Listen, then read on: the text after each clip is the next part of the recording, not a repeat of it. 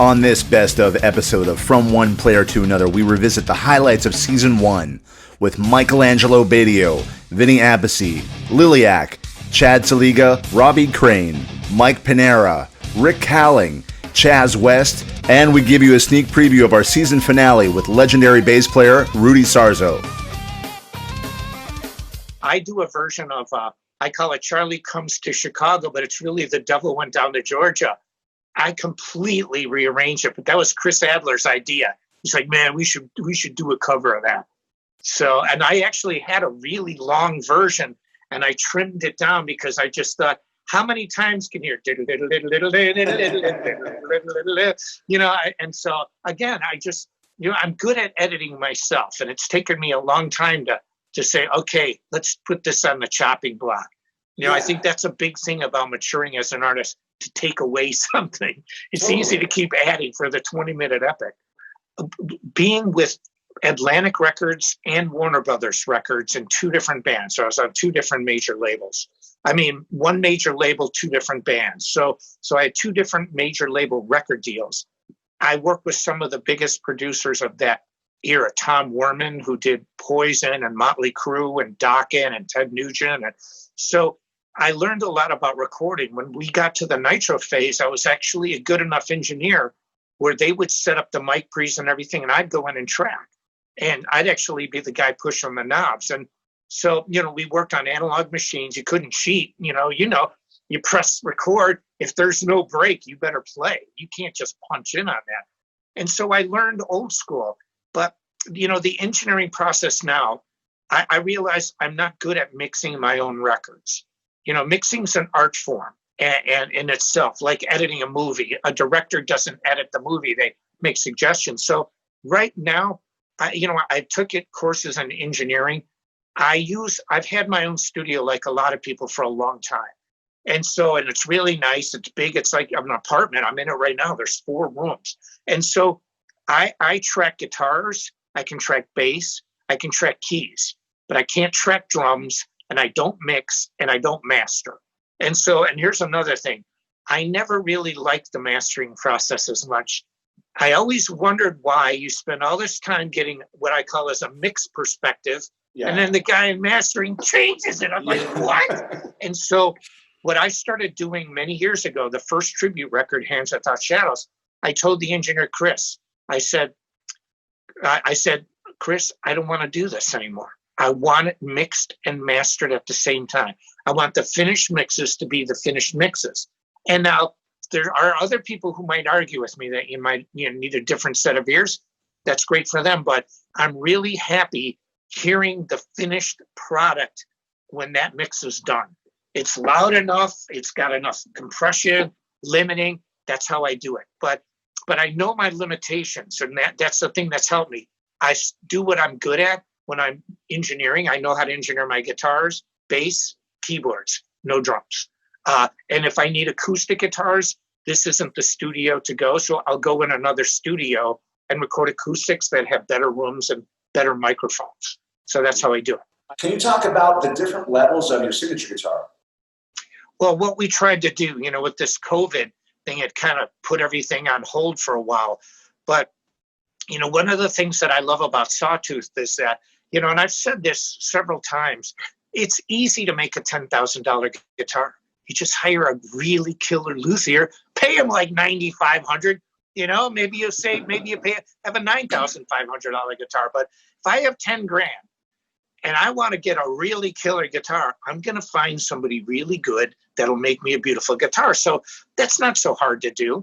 But what's hard to do is to find guitars like Sawtooth does with a price point that has features that are just another company can't compete. And one of the things that I love about the company is that it's a lot of people, a lot of companies want to, and again, it's another thing that I think of it as like a pizza or a pie.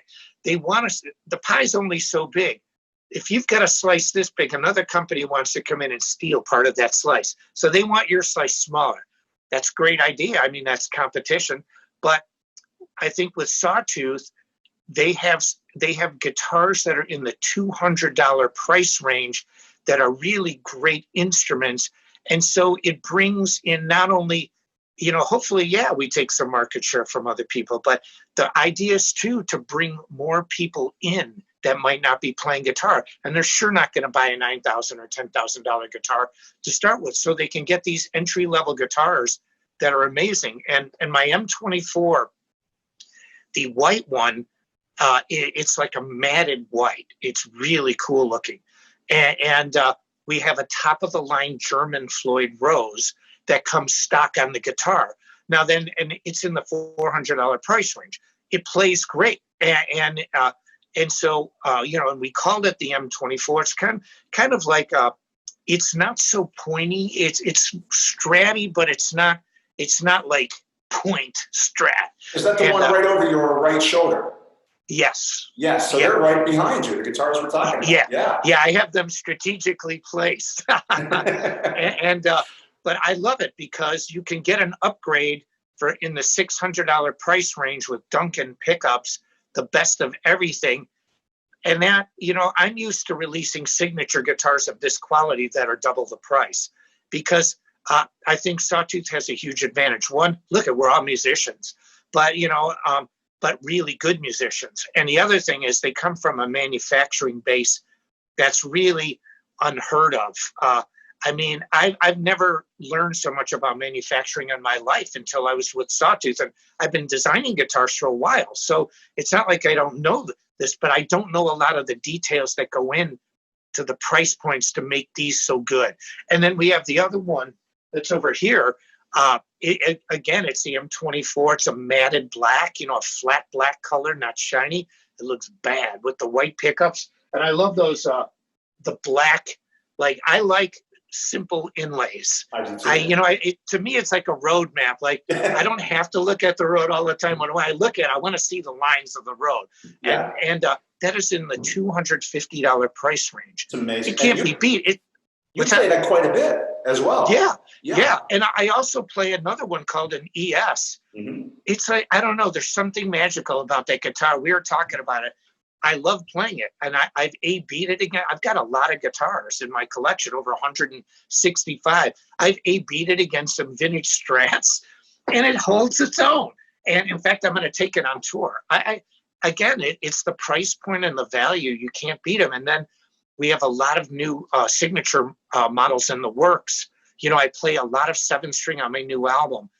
And so when we did the record, I was right in the middle of transitioning from the old company to Sawtooth. Mm-hmm. So the rhythms are one of my other signature guitars, but I had it heavily modified, and almost all the leads are on Sawtooth guitars. So it worked out good. From the rooftops until the day of prayer. You always had these monster kits on stage.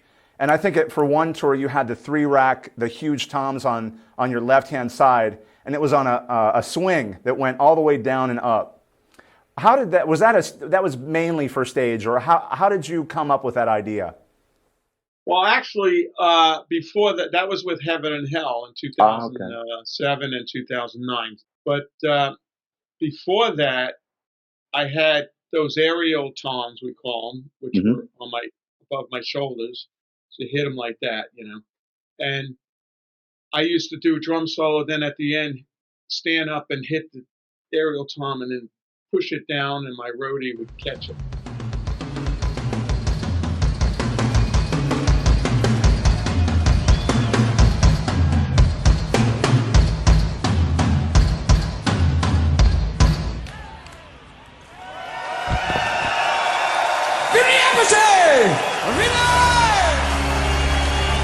But then when we did Heaven and Hell, my new tech, Andre, we put the stands, this is real high tech, $10 bungee cords. The real heavy rubber, bungee cords, and he wrapped them. And we was able to push it, and it would just rock back and forth, like that until it stopped. I had to get used to it so it didn't hit me. Yeah. It's the most effective effect on stage live I've ever done.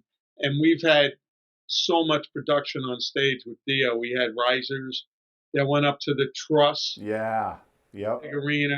I was up there. It had big wheels on it, had laser drumsticks, pyro, everything. This thing with the drums going down, coming back up. Even the girls in the audience noticed. So I spoke to some girls. Go, I saw your drum fall. I was going to run up and go catch it for you. I see your kit behind you, and I see the logo, and obviously we know that you're a Sawtooth drummer. You've played various kits throughout the years. What is about Sawtooth that drew you to them? And I know you took them on tour and road tested them, and so what is it about Sawtooth? Well, they're really great sounding drums, and this is actually the Commands kit, one of the first kits I got from Joe, who's the owner of Sawtooth, and they're not expensive drums, and I was amazed at the sound.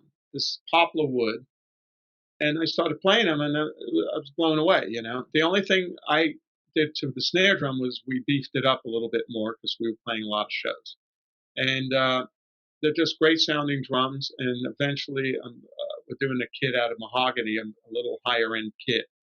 And the main thing with these drums is Joe, the owner, cares so much about every detail.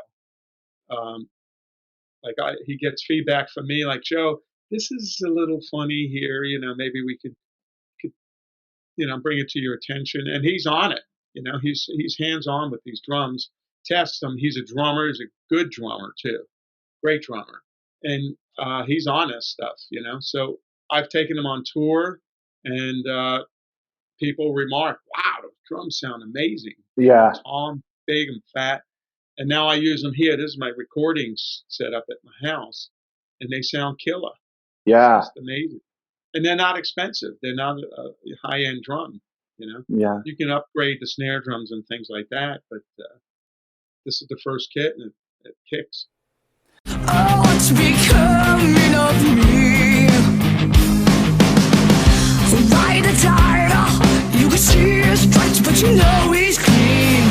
Oh, don't you see what I mean? Gotta get away, only die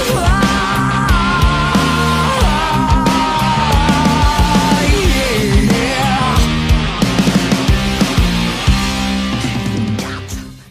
Okay, so you want to talk about the TV show? Yes, sir. Okay. So basically, they contacted us. I guess they saw a video of us performing on the Santa Monica Pier. I think it was the Crazy Train music video. And they wanted us to be on their show. And we're like, oh, yeah, let's do it. And so the first round, we did The Trooper by Iron Maiden. And it was an amazing experience because, we got standing ovation and everyone loved it. It was awesome. The judges were Drew Barrymore, Faith Hill, and RuPaul. And the host was James Corden. Very it cool. was Oh, James really- Corden knows. Yeah. Yeah, so it was Yeah, he really absolutely awesome. does, They yeah. were really surprised and really happy. The first song was really awesome, and then we went through the second round, and that's when we did Rainbow in the Dark.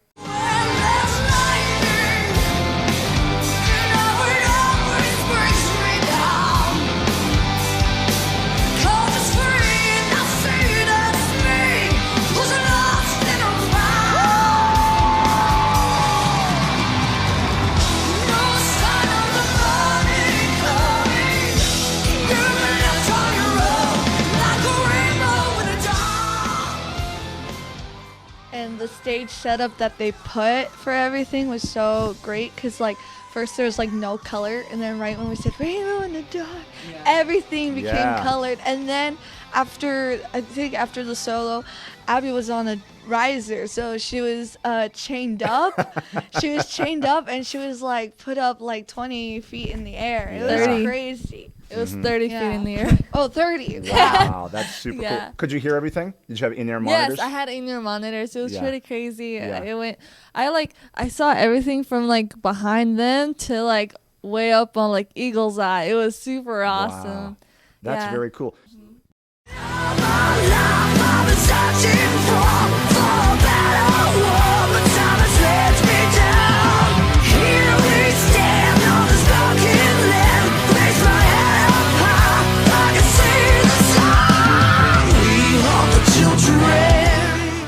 After the 2019 The World's Best, we released our original EP, Chain of Thorns. Nice. Which got us started with booking our first ever 30 or 40 dates tour. Wow. Yeah. So And we got where to did tour that take you? It took us like around the U.S. and some parts of Canada. What kind of venues were you playing?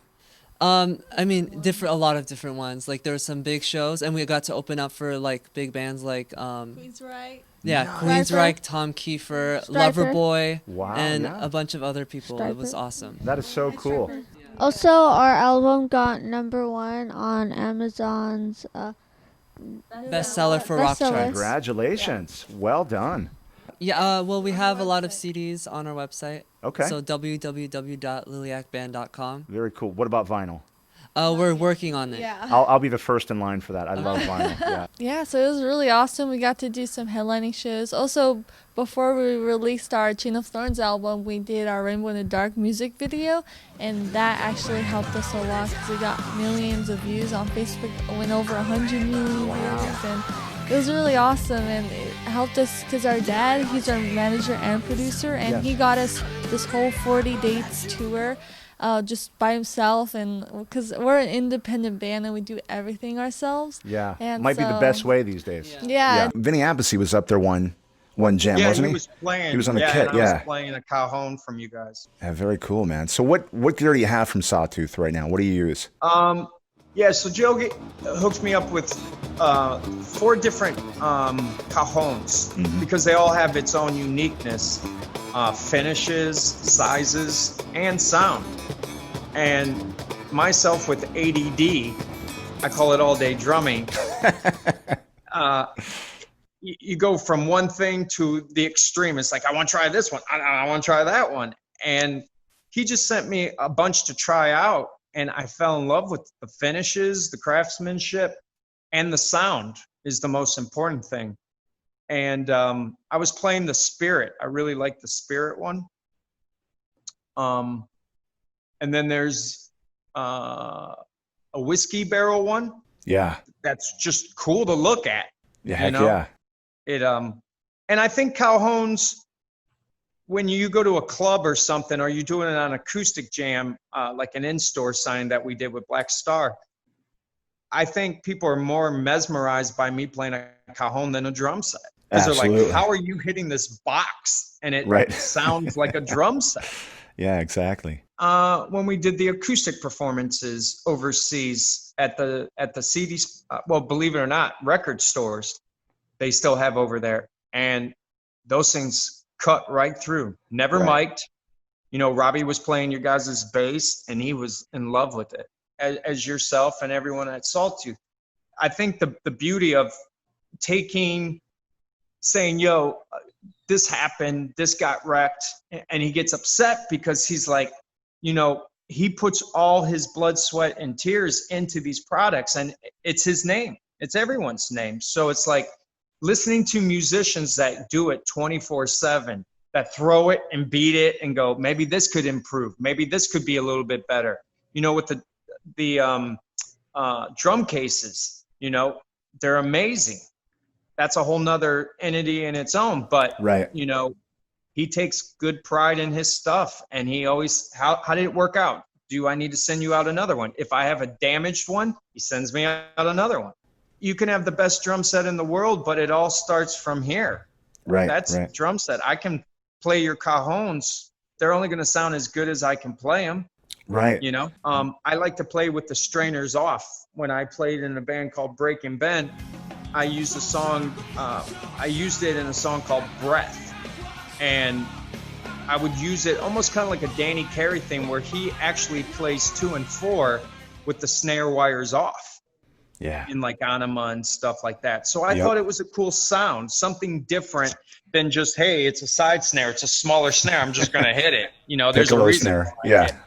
Yeah. So you came in to pick up some basses today. Talk about your association with Sawtooth. Yeah, the Sawtooth Rudy Sarzo acoustic fretless, this one in particular, bass. I also use the fretted.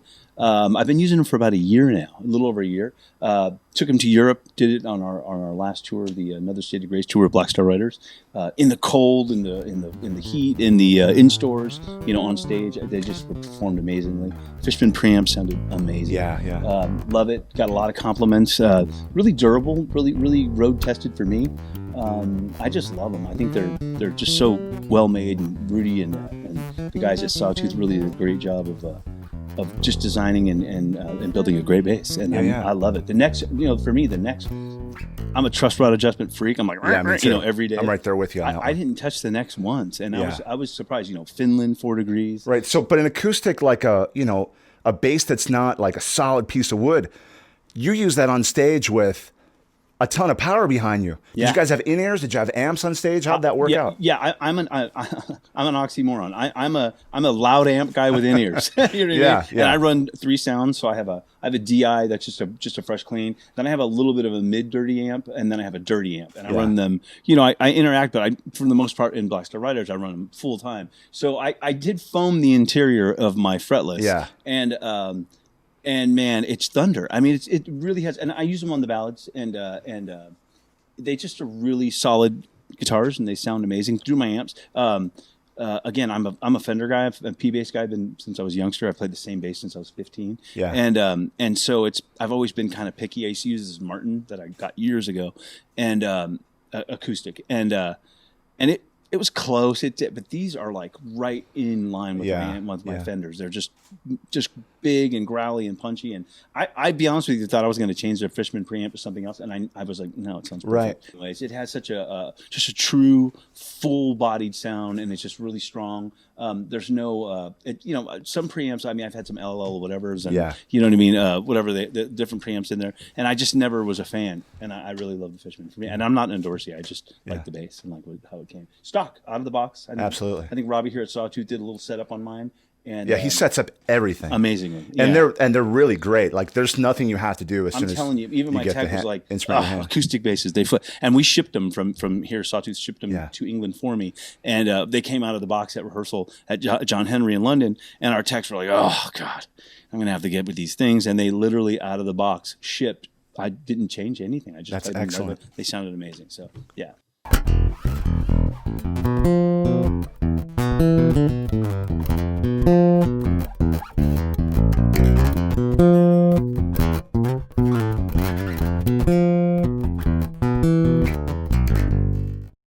That check I took that day to the bank, never had a bank account. My dad helped me open a bank account in Woodland Hills. And it was like the Steve Martin movie in The Jerk when he's, I give the guy the check. I'm like, he's like, okay, sign the back. I'm like, yeah, I want to put $2,500 in a checking account. I want to put the rest in the savings. He's like, okay, no problem at all. So he's like, it's $2,500 in this. And you sign this, okay? I'm going to put $47,500 in the other. And I was like, what? And he's like, I'm going to put $47,500 in your savings. And I was like, huh?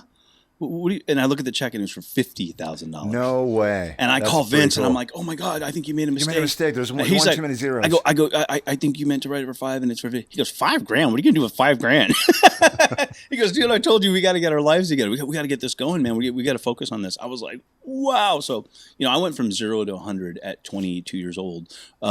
Very, very quickly, and Vince was very good to me. And I'm very appreciative of Vince, and I've always appreciated that time. The band that ended up in the touring band later for Vince was Phil, myself, Vic Fox. On guitar. I played rhythm guitar. So if you watch the You're Invited But Your Friend Can't Come video. I can't wait to see that, man. I'm my first introduction into music after going home with my tail between my legs to learn how to play the bass right. As a guitar gig. I don't even get it as a guitar player. I get my first opportunity as a guitar player. That's very cool. So I do the video. You're the utility guy. You're the ultimate utility guy.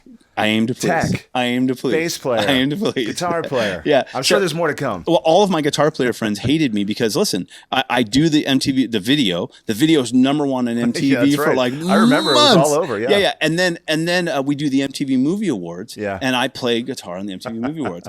Can I tell you a little bit about Sawtooth Guitars? I would love to hear about your association with Sawtooth Guitars. Absolutely. Great. Well, let me tell you what it is. I got turned on to Sawtooth by a drummer that plays with me, Ronnie Siago. Great drummer. Mm-hmm. He's played with everybody. And So I got turned on to it, and I tried the guitars and the amps and the accessories, and I was just knocked out. So as it turns out, that's the only equipment that I will use exclusively. The only guitars, the only amps, PA, you name it, even down to the accessories. The sound, the quality of the instrument, and then the quality of the people, the team at Sawtooth, always there with support and, just very cool people, very nice people, but brilliant. Their guitar techs, the equipment, so when I got to use the guitars from Sawtooth, man, like I got this one guitar. Red Sparkle. Yeah. Yeah. Yeah. Yeah. And it's 7 pickups. I saw that. I've never seen a guitar with 7 pickups, much less played it. And brother, I tell you, you can get any combination of a sound, or you want to sound like a Stratocaster, hey, click this. You want to sound like a big, beefy, semi-hollow acoustic Gibson 335, go this way. And just knocked me out. I thought it was the best guitar I'd ever played, and that's all I use now. When I go on stage, I use that guitar. Now, I also have got their acoustic guitar. Acoustic. They're fantastic. Yes. Oh, my God. And he goes, bum, bum, bum, bum, bum, bum, bum, bum, bum, bum. I said, I like that. I like those chords. And I said, you got any ideas for lyrics? He says, I don't know. I keep hearing Ride, Captain, Ride up on your mystery ship. But that's all I hear. That's the only lyric I hear. I said, give it to me. Give it to me, bro. Now, I had been studying fasting and meditation, all this stuff. So I went into the utility closet, shut off all the lights, took my guitar in there. And Greg, I'm not kidding you. I came out of there 15 minutes later with the entire song. Wow. The 73 men sailed up from the San Francisco Bay and all the lyrics. By 5 o'clock, we had a basic track of Ride, Captain, Ride. He picks up the phone, calls the label and says, problem solved. They got a great user-friendly AM type hit. Yeah. And we're cutting it right now. We'll send it to you tomorrow. Ride, Captain, ride upon your mystery ship. We are made at the friend you have here on your ship. Ride, Captain, ride upon your mystery ship. On your way to a realm that others might have missed. Yeah. Man, I really love this.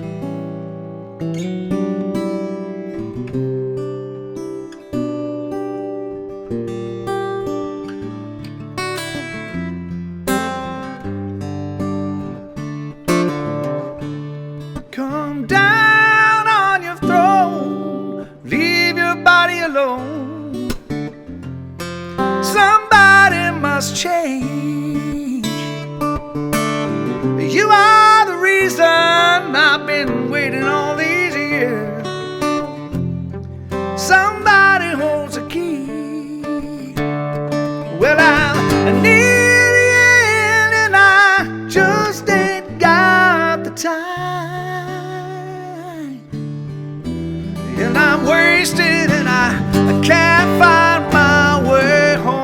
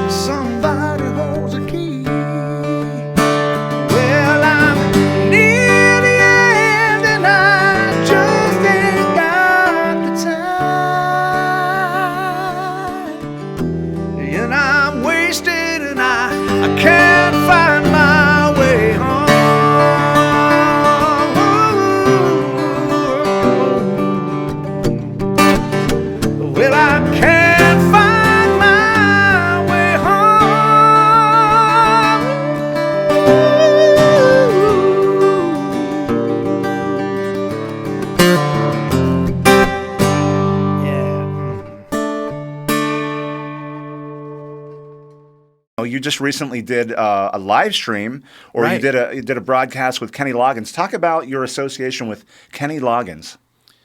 Well, I think I joined the band in 2007. He was looking for a guitar player, singer.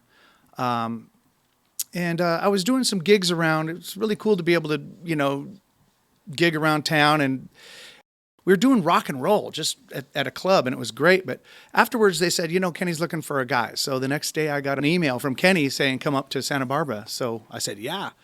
Anyway, from that point on, I joined as a guitar player, and we did some shows around and learned the show. And just learning the show was a month of my time, because there were 25, 30 songs. It's a lot of work. It's my first time I'd ever gone on tour with a band, and but it's very exciting, and I was really lucky to be able to do it. I see that you're holding a sawtooth bass. That's the Rudy Sarzo bass. How long have you had that? I mean, I think that's one of ours, but you have one. I have one of these now. How long have you had that? Thanks to you guys. Yeah. Well, Kenny started doing a few little shows here, like Zoom shows, like I was talking about earlier. And, I just didn't have an acoustic bass, and it's a 3-man band, including Kenny. And so we needed, and I was playing bass. We got Tarek Akoni playing guitar.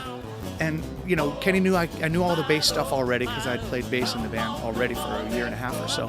So anyway, but I didn't have an acoustic bass. I borrowed one, and I needed to find something, because a friend told me about Sawtooth, and I looked him up, and I watched Rudy's video, and I went, wow, I gotta check this out. And I called Joe, and he said, come on over and check them out. And so, I'm just so lucky that I found you, because this is my favorite bass. I love it. And it sounds fantastic out, plugged in, anything. And Kenny loved it. The band loved it. The engineers went, wow, right out of the box. This is what it seems like to me. You took the songs, you wrote the songs, and then you went on tour and played them for a year. That's what it sounds like to me. And then you came back and you're like, hey, we figured all of this great stuff. We're going to put in these songs. That's what these songs sound like. Fully fleshed out tunes. Huge compliment, because usually most bands, the best record they have is the first one, right? Because Guns N' Roses, right? Perfect example, because they've been playing it for years before they even put it on a record.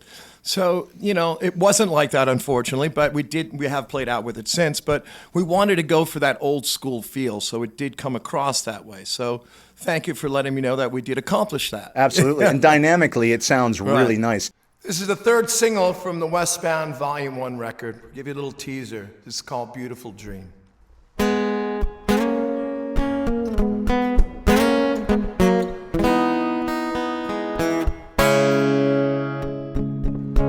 Beautiful dream, sultry queen, girl of my fantasies. Your eyes I see, air I breathe, you are a mystery. Is it real, is it true? An illusion I drew, a fading memory. Oh, life can be cruel. Was I just a fool under some levity? Oh, tell me from your heart, can we make a brand new start? Oh, do you feel it in your heart? Although we're worlds apart, tell me from your heart. So let's talk about the record a little bit. I always listen for pitch correction in vocals. I always listen for it, and I always hear it. No matter how skilled it seems an engineer is in being able to use that tool when they need to, I can hear it, but I don't hear that on your record. Nope.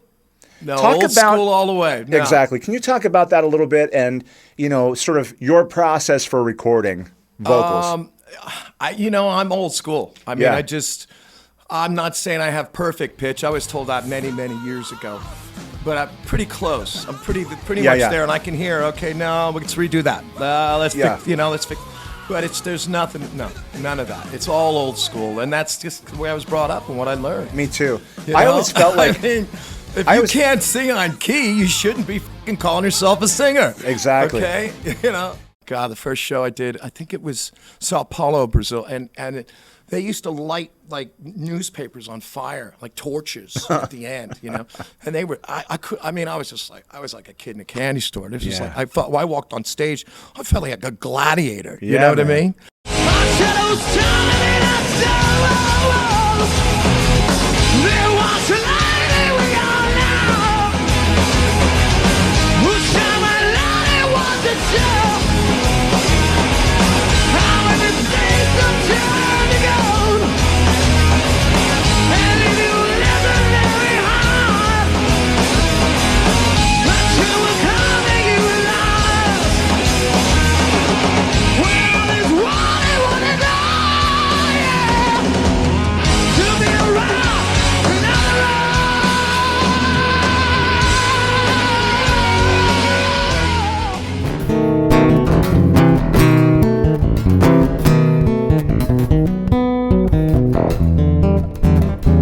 I grew up in an era where I really appreciated the mystique. You know, leave it up to your imagination to what's actually going on the tour bus. Right. And there's like iPhone videos of what's happening in the tour bus, and it's usually not very exciting. Yeah. You know, so I mean, sometimes too much information is just it creates, you know, it takes away from the myth and Right. the fantasy of what it could be, because you create that in your head. Right. Like, for example, when I first started touring with Ozzy, I had some harsh realizations of like, boy, this is a business. It's a really tough business, you know, because it was the first time that I was actually in a touring recording band, you know, playing with Ozzy Osbourne. And it was like the responsibility of every night you have to recreate that masterpiece that the audience saw the night before in another town. Yeah. So there's a lot of, you know, discipline that is involved, not only with your musicianship, but with your lifestyle too. Today I bought your bass. You have a signature Sawtooth bass. It's just really amazing. This is mine. Yeah. And show me yours later. Yes, sir. Yeah, absolutely. I'll show you mine, you show me yours. So I think let's talk a little bit about how you got sort of associated with Sawtooth, how you built your bass and that process. I actually was very organic. I was, before we started working on this original design, signature model, Sawtooth, my signature model, Rudy Sarzo, we were already doing some, you know, some things. Like I was using some of the, you know, what do you call that? You know, like bags. Right. Because that's one of the things that really got me interested in working with Sawtooth, you know, with ChromaCast also, which is a division, you know. It's the bags that they created, because I had some instruments that I could not even take to the studio because they didn't fit. This particular basses, they didn't fit in the bags. Right. So that's what was one of the first things that we did. We created like a universal bag. So no matter how, you know, long of an instrument it is, you know, as far as the scale goes, it would actually fit in this one bag. Right. Even odd shape, like a Thunderbird bass, it would fit in that one bag. And the quality was just, is spectacular, because those bags, these basses come with those particular bags. It's the acoustic version of the bag. And then there's also an electric bass version of the bag, which is the first design that we worked on. And so it was just natural when Joe Foucault asked me to, hey, are you interested on a bass? And I said, well, you know, I already have some signature models with another brand for electric bass, but not an acoustic bass. Yes. And I own a few acoustic basses from different brands, but I was never totally satisfied, because I found that in those basses there was a transition, physical transition that I have to make to adjust to the feel of the acoustic bass versus the electric bass. So the first thing that we did, it was like look at with the design that the transition from playing the electric to this acoustic is flawless. You don't have to adjust to it. Absolutely. You know, it just feels as tight as an electric bass.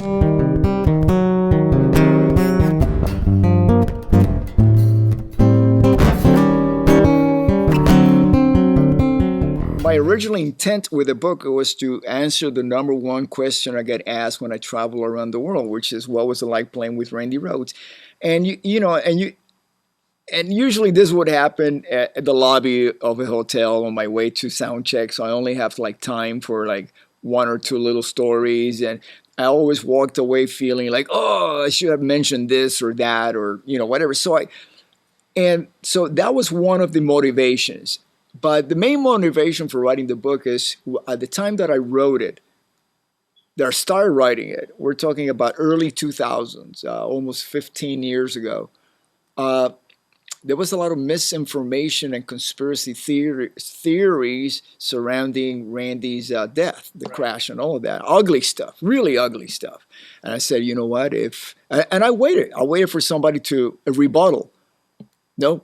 And I knew that if those conspiracies and lies would ferment and become truth, if somebody doesn't come out and say, no, this is what actually happened. So I took it upon myself to tell the story. And of course, I cannot just write a book about the accident, because that's not what the story is about. The story of Randy Rhoads is much more than his tragic death. And it should be a celebration of his life and how he touched so many people, not only the fans, but obviously the people that share his musical journey with him. Here's a song all about the beautiful state that we're fortunate enough to live in. Go for it, Joe.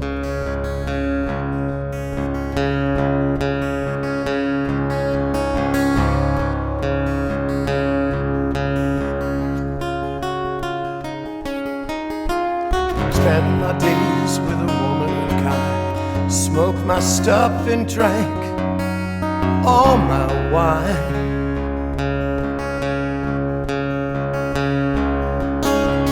Made up my mind, gonna make a new start, going to California with an aching in my heart.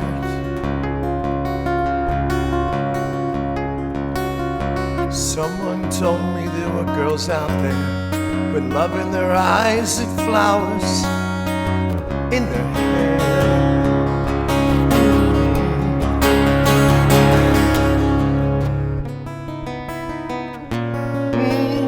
Yeah.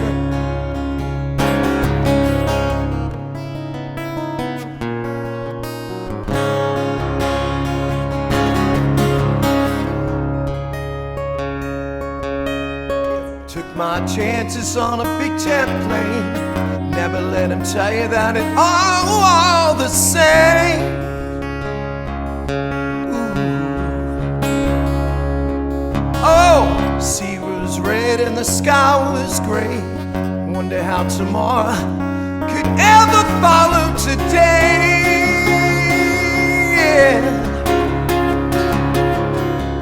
Mountains and the canyons start to tremble and shake. Children of the sun begin to awake. All people watch out. Cause even the wrath of the gods got a punch in the nose, and it started to flow. Think I might be sinking.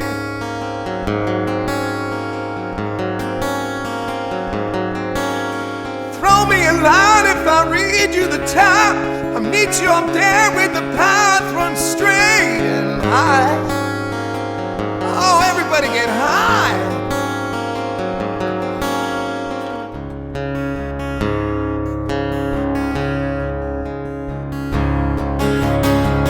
Found a queen without a king that said she plays guitar and cries and sings. La la la. Ride a white mare, footsteps of dawn, trying to find a woman who's never been gone.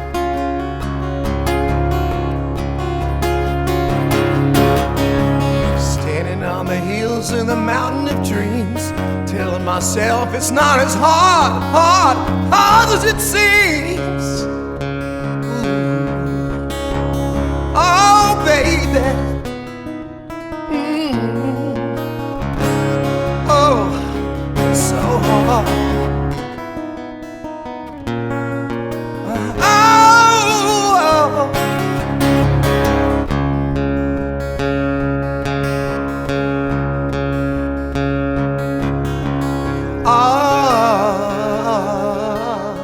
Oh,